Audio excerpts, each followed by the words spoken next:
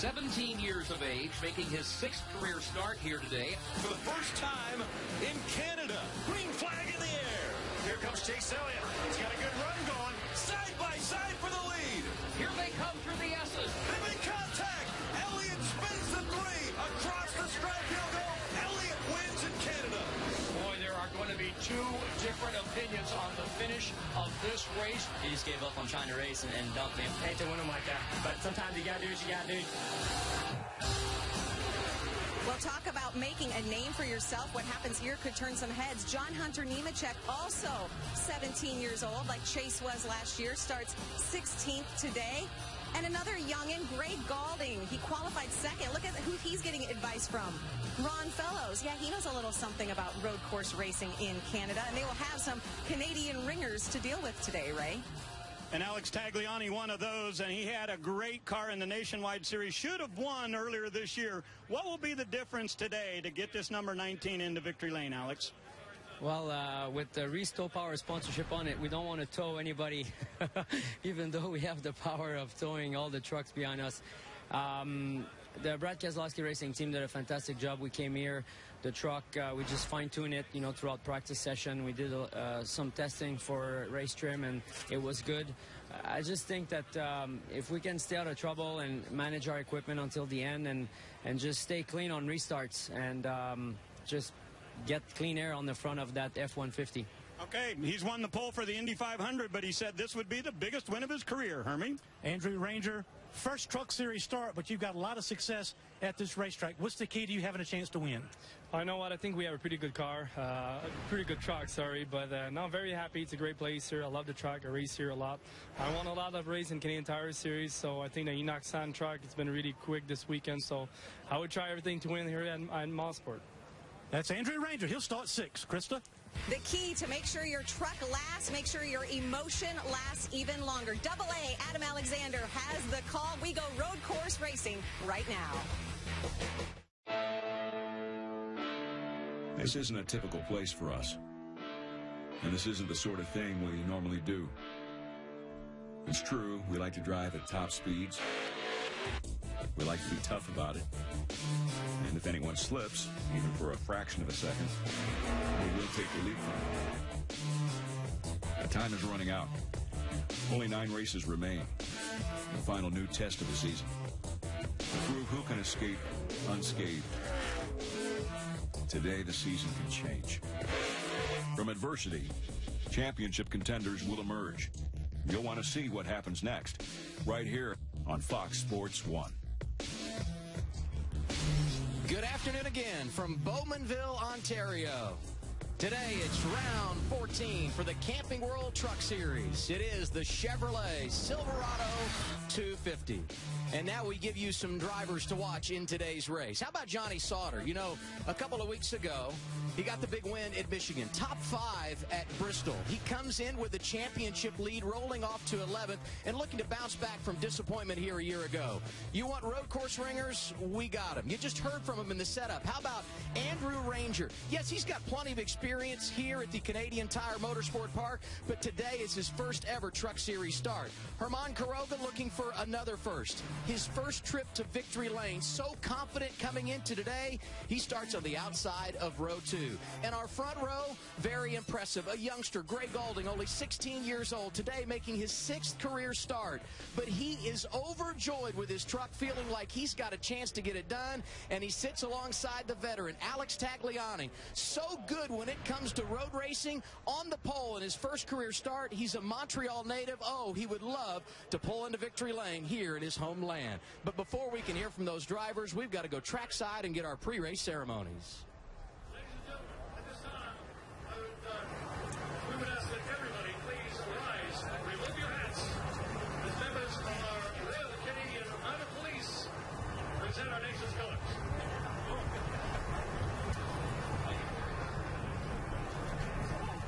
Please remain standing as Lonnie Close from Motor Racing Network offers today's quickie.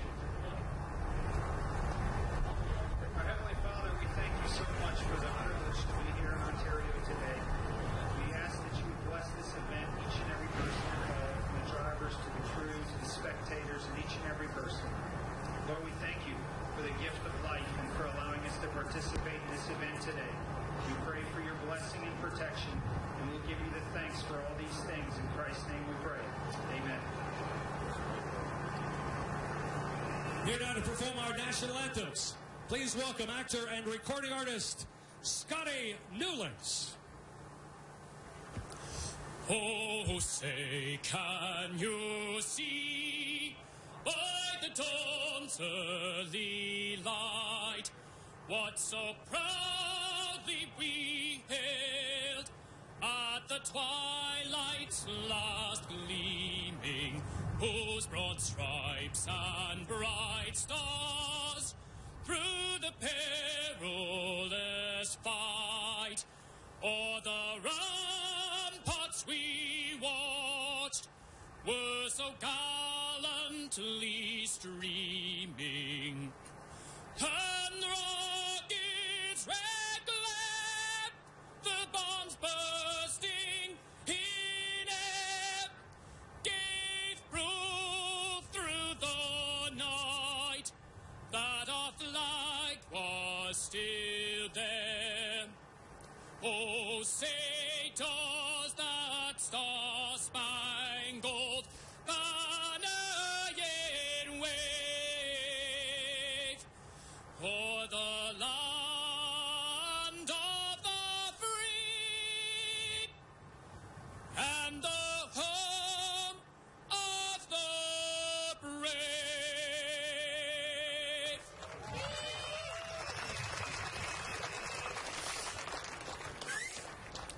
Oh, Canada, our home and native land, true patriot love in all thy sons command.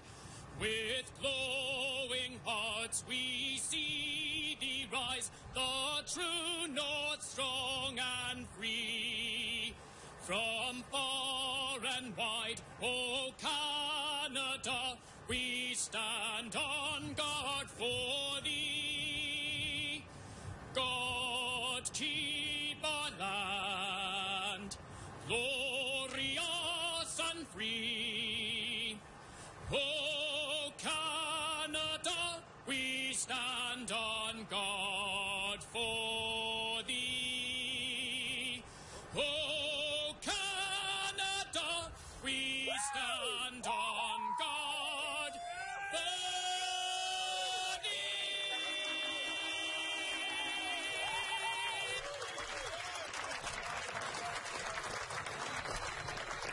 It is just about time for the Camping World Truck Series to do battle north of the border. Matt Crafton, you better get that young lady out of the truck. You'll be in there when we return on Fox Sports 1. It is a beautiful afternoon north of the border in Ontario. The Camping World Truck Series getting set to do battle on a road course for the 18th time in series history. And now we take a look at our clipboard for today's race. And there are two items you always know will come up when you go road course racing. One, no doubt, strategy. You got to have a game plan for success. We'll talk about that in just a second. And also, we saw a bit of this 1 year ago. That would be road rage. Be prepared. You may see some things you have not seen before. Hey, everybody, good to have you with us. With Michael Waltrip and Phil Parsons, I'm Adam Alexander. Here we go, road racing, and we just saw it on the clipboard, Phil. You better have a plan for success. What is the strategy today? Well, Hermie talked about it in the setup show. This race is 64 laps long. You want to make sure you make your last pit stop somewhere around 37, 38 laps. So you're going to come in, as Hermie said, probably somewhere between 5 and 10 laps.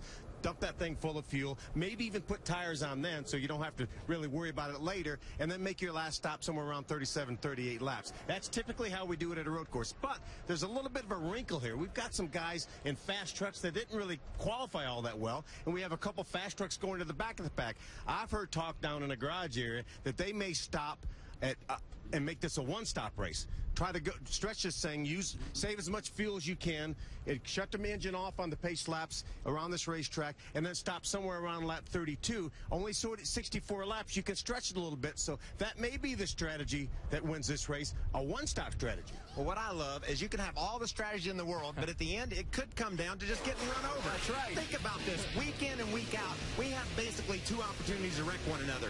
We can wreck each other in turn 1 and 2 or 3 and 4. We got 10 turns here. There's no way to guess when you might get hit. Look at some of this intense action. That's just racing in the park right there. You've got all kinds of opportunities to push each other around, and these guys, when they slow down to 50 miles an hour in a corner, Phil, it's just too tempting to give the guy a little bit of a bumper. Just give him a nudge and get that spot away from him. Be ready for some road rage today. No harm, no foul. Well, unless you get in a fight afterwards. Well, there you go. It's going to get physical, is what they're trying to say. Let's go trackside and get the command to fire engines here in Ontario. And now, for the most famous words in motorsports, please welcome 2-time figure skating Olympic medalist Elvis Stoico. Drivers, start your engines!